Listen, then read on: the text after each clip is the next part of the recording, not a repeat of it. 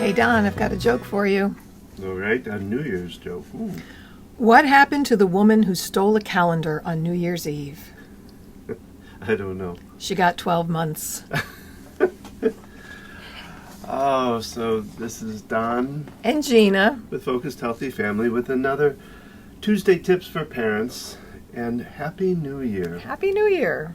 This will be going out in the first part of January, and we thought we'd do one talking about some things about the new year, something to do for the New Year's. And in this one, we're talking about what if this year, as parents, we accept our mistakes and learn from them so that our kids do. Step out of our comfort zone and let go.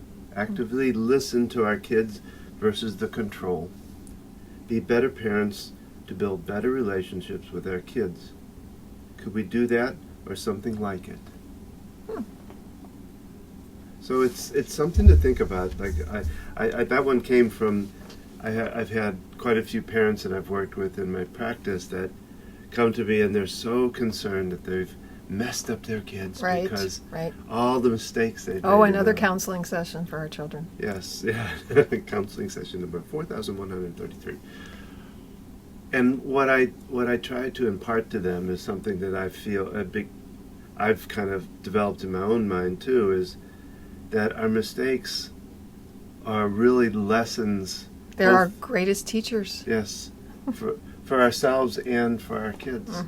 Especially if we can show our kids the other side of it, that we can resolve whatever we've made the mistake with. Because what it does in the long run, at some point in their lives when your kids grow up, they're going to maybe run into the same kind of situation, make the same mistake or something similar, and they'll know, yeah, this is not good or not easy, but mom made it through it or dad made it through it, so I can make it through it. To take it even broader. Okay. Since you're abroad. You're just full of jokes today. I mean, I've lost my train of thought. The train has left the station. It's coming back. When we make mistakes in the presence of our children, and then we recover and correct, apologize, our children are learning the art of that skill. So it doesn't have to be a, look, mom made this mistake, and now mom's going to do this. Our children learn from our example, even when we don't want them to be. And so some people like to take things they do and turn them into lessons for kids, which has its place, and yet it's so much more powerful for them what they just witness you doing. So their mistake may have nothing to do with the mistake you made. It's a lesson of learning about overcoming, learning about apologizing. I'm a big fan of apologizing to our kids, because if we want them to own up to their mistakes, they need to witness and observe that. I am not a fan of people who say, tell them you're sorry. That just always makes me cringe, because you're forcing a child to say something that they might not believe. They might still be in a place of anger with the other person, or they've got their own things going on in their mind and why they did what they did or said what they said.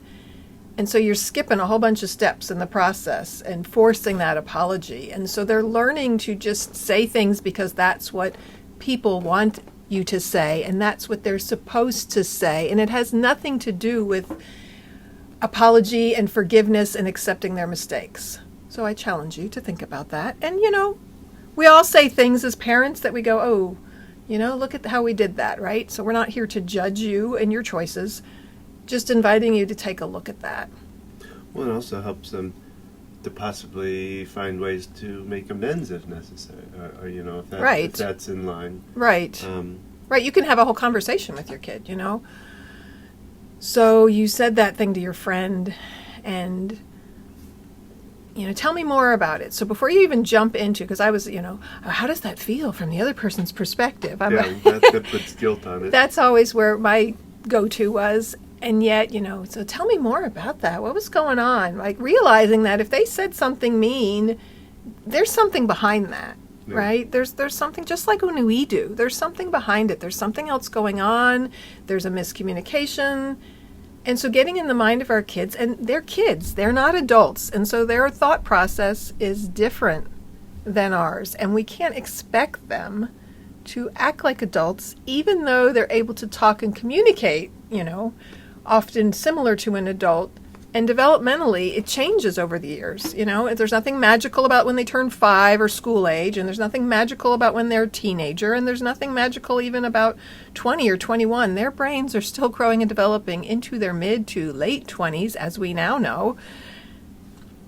And as all of us are evolving, I'm much more of an aware person now than I was at 28. And so giving people the grace of where they're at in life, and children deserve that grace as well. I feel like I've gone way off from what I originally started saying, and there's that train again. Well, help bring me back, Don. Well, it also helps what I was going to say was being able to apologize without justification following it, without a but. Yeah. To make sure it's so that's where I was at.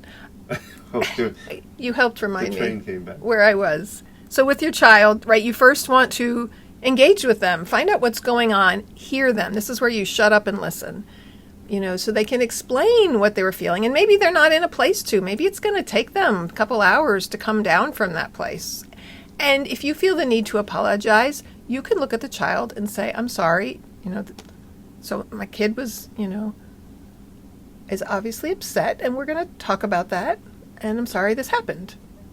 And you can leave it at... But I mean, so, rather than making your kid apologize when they're still in a place of anger, and then you can have, and giving your child space and time, and then being able to say, oh, okay, so that was going on. So, okay, so you were feeling this, and okay, I wonder what they were feeling in this situation, right? Once they're in a calm place, once they can safely vent to you their feeling, only then can they move into the more rational thought, again, depending on their age, because younger children, they're not able to rationalize, of looking at it like, okay, and letting them know, okay, you said that, and they might feel this, and then on their own, they can be like, oh, wow, I hurt their feelings, or maybe they decide that they really don't like this kid, they don't like the way they treat them, or they can make a decision from that. We talk about that in our parenting classes based on the book, How to Talk So Kids Will Listen, and Listen So Kids Will Talk, that we must first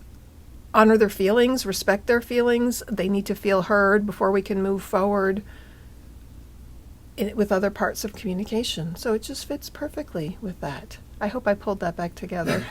I hope so too.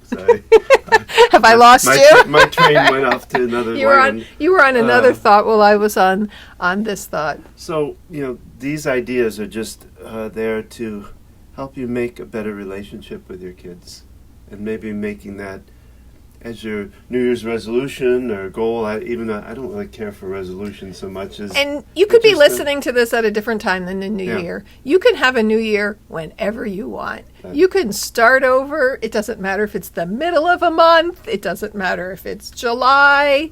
You can be like, okay, we're starting from now.